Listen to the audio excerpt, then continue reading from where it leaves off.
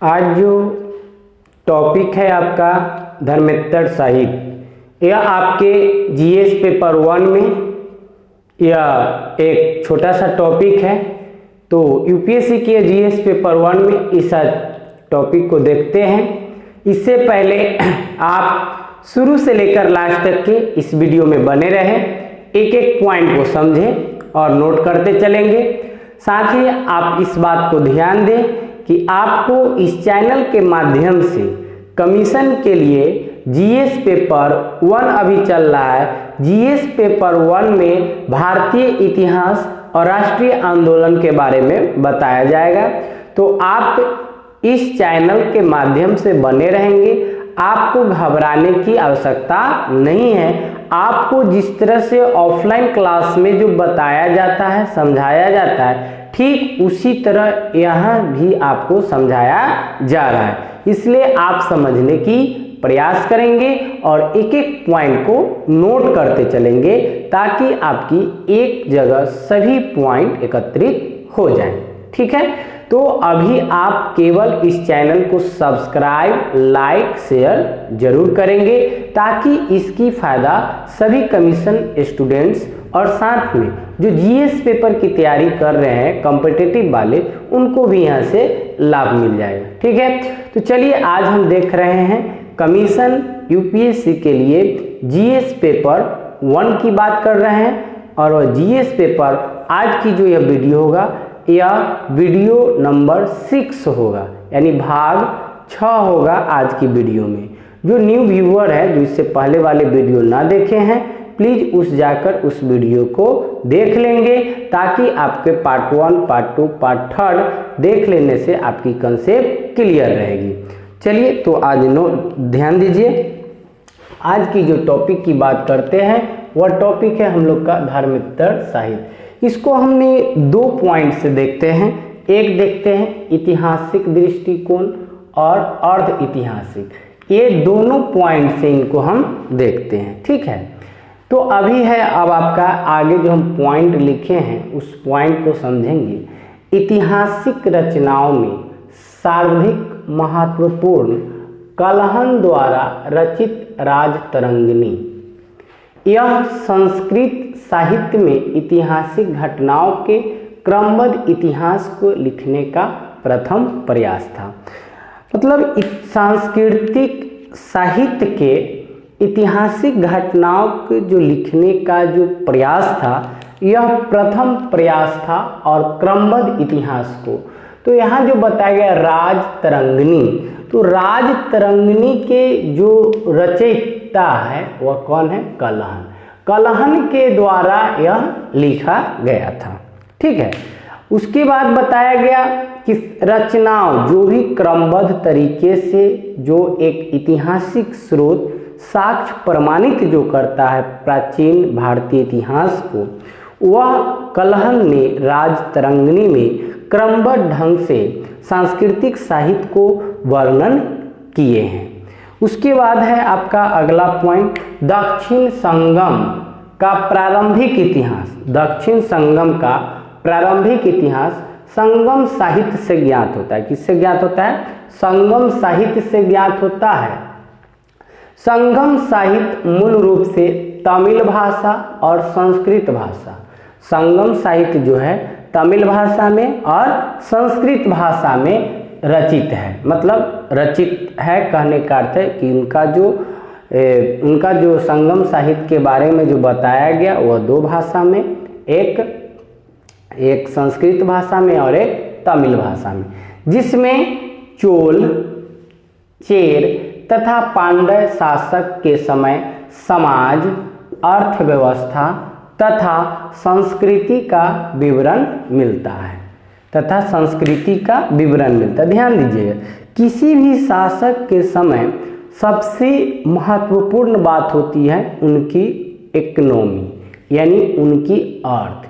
किसी भी शासन की जो मजबूती तभी संभव है जब उनका इकोनॉमिक कंडीशन सही है, यानी आर्थिक स्थिति मजबूत है। जब आर्थिक स्थिति मजबूत होगी तभी वह अपना प्रशासनिक व्यवस्था शिक्षा व्यवस्था, सामाजिक व्यवस्था, स्वास्थ्य व्यवस्था पे पहल कर पाएंगे और अपनी वर्चस्व को जो बनाए रखते हैं, जो अपनी शासन जो करते हैं, वह सभी के सभी हमारे आर्थिक स्थिति पे डिपेंड करता है। तो आर्थिक स्थिति अगर बढ़िया है तभी जाके किसी शासक के सांस्कृतिक और सामाजिक में सुंदरता निखार आता है। और जब तक आर्थिक स्थिति दयनीय है तब तक यह कहना किसी शासक के लिए संभव नहीं है कि उनकी सांस्कृतिक स्थिति मजबूत हो सके या सामाजिक स्थिति मजबूत हो सके या उनकी प्रशासनिक स्थिति मजबूत हो, यह संभव नहीं है। चलिए आगे जो देखिए अब आपकी है कौटिल्य। कौटिल्य के अर्थशास्त्र से मौर्य शासन के आदर्श और पद्धति का पता चलता है। किसके? कौटिल्य के अर्थशास्त्र के मौर्य शासन के आदर्श और उनके पद्धति के बारे में हमें पता चलता है। तो ये था एक छोटा सा पॉइंट आपके धर्मेत्तर साहित्य टॉपिक था। अब इसके आगे जो हम टॉपिक बनाए हैं वह टॉपिक बनाए हैं प्रारंभिक परीक्षा के दृष्टिकोण से।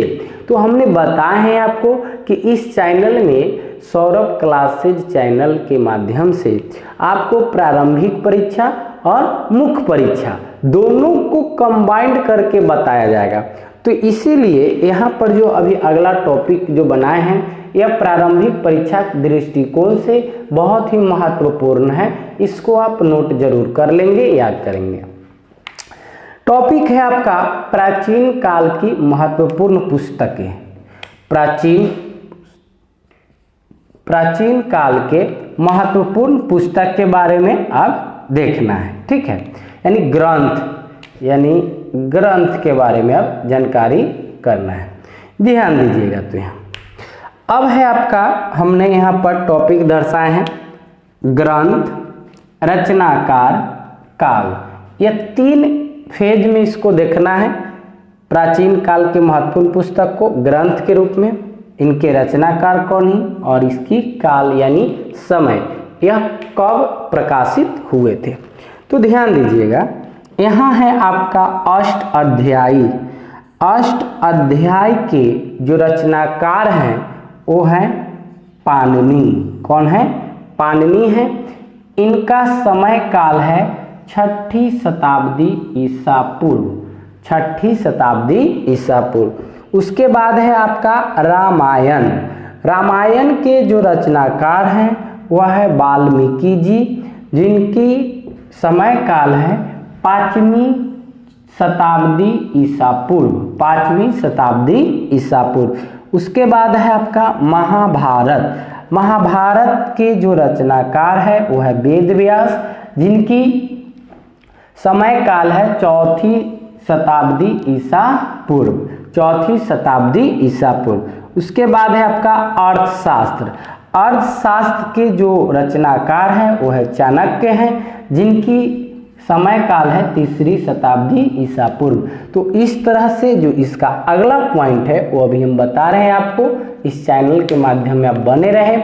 यह जो टॉपिक है प्राचीन काल की महत्वपूर्ण ग्रंथ पुस्तकें, यह बहुत ही इम्पोर्टेंस महत्वपूर्ण टॉपिक है आपके प्रारंभिक परीक्षा के लिए। तो प्रारंभिक परीक्षा और प्लस मुख्य परीक्षा दोनों की तैयारी आपको कराया जा रहा है। आप अभी बने रहें। अब इसके आगे जो मेन जो अभी तक पूछा गया क्वेश्चन सब है उसी को हमने यहाँ पर आपको यह ग्रंथ प्राचीन काल के टॉपिक रिलेटेड सब अभी बताएंगे आपको। अब अगला टॉपिक इधर चलते हैं।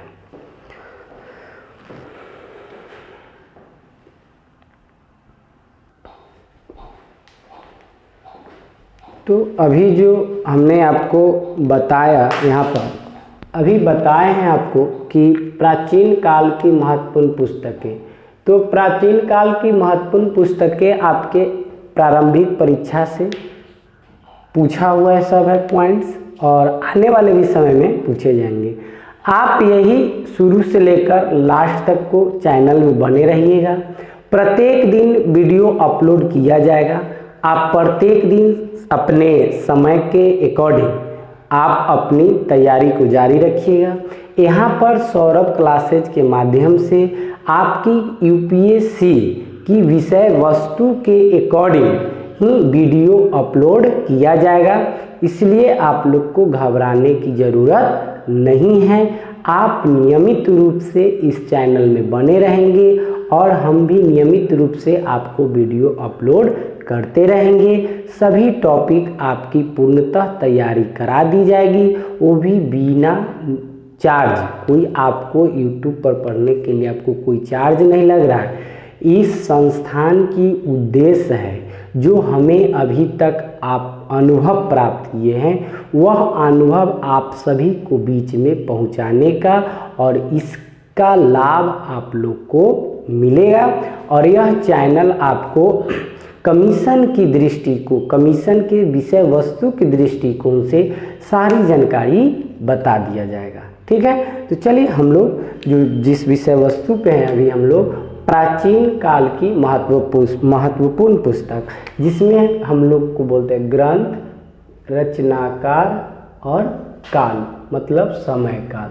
ठीक, तो यहाँ आप ध्यान दीजिएगा और इसको एक एक को समझने का प्रयास करेंगे। ठीक है, यह सभी आपको इम्पोर्टेंस ही है, ध्यान दीजिए। यह है आपका महाभाष्य। तो महाभाष्य की रचनाकार कौन है? तो वो महाभाष्य की रचनाकार है पतंजलि, और यह कब हुआ था? तो 2री शताब्दी ईसा पूर्व में इनकी रचना जो हुआ 2री शताब्दी ईसा पूर्व में। आपके एग्जामिनेशन हॉल में क्वेश्चन जो पूछा जाएगा कि महाभाष्य निम्नलिखित में से इनके रचनाकार कौन है, 4 वो आपको ऑप्शन दे दिया जाएगा और चारों ऑप्शन में से आपको चुनना है। तो आप जान रहे हैं कि पतंजलि इनके रचनाकार है। अगला है आपका बुद्ध चरित। बुद्ध चरित के जो रचनाकार है वह है अश्वघोष। इनका जो समय काल है कुषाण काल में। किस काल में? कुषाण काल में। यह सभी आपको सिलेक्टेड ग्रंथ की बात यहाँ किया गया है जो एग्जाम में आपसे पूछा जाएगा। बुद्ध चरित के रचनाकार कौन है? अश्वघोष। और कब हुआ था? इनका समय काल क्या है? तो कुषाण काल में हुआ था। ठीक है, आगे जो अब आपका है कामसूत्र। क्या है? कामसूत्र, जिनके रचनाकार है वत्स्यायन, और इनका समय काल है गुप्त काल। क्या है? गुप्त काल में। उसके बाद यह बहुत ही इंपॉर्टेंट पॉइंट है, इनको देखिएगा। यह ग्रंथ अभिज्ञान शकुंतलम के रचनाकार है कालिदास, और इनका समय काल है गुप्त काल। अभिज्ञान शकुंतलम के रचनाकार है कालिदास, और इनकी रचना समय काल है गुप्त काल में। उसके बाद है आपका मेघदूत।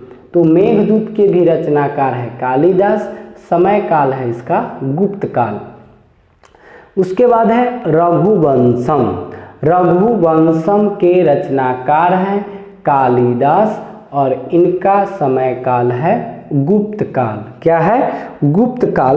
तो इस तरह से आपको सभी क्वेश्चंस इंपॉर्टेंट पॉइंट सब है, आप इसको अच्छे से नोट करते चलेंगे, समझते चलेंगे, ताकि आपकी तैयारी एक सुचारू रूप से विषय वस्तु के अनुसार संपन्न हो।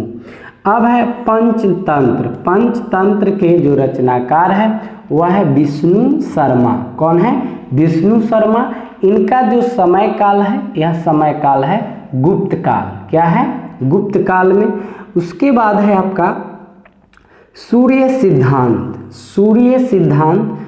सिद्धांत के रचनाकार है आर्यभट्ट। इनका समय काल है गुप्त काल। उसके बाद है मुद्राक्षस के जो रचनाकार है विशाखादत्त, और यह जो इनका समय काल है 5वीं शताब्दी में। तो 5वीं शताब्दी में। अगला हर्षचरित के जो रचनाकार है वह है वानभट्ट। और इनका समय काल है 7वीं शताब्दी, 7वीं शताब्दी। उसके बाद है आपका रत्नावली, रत्नावली जिनके रचनाकार है हर्षवर्धन। कौन है?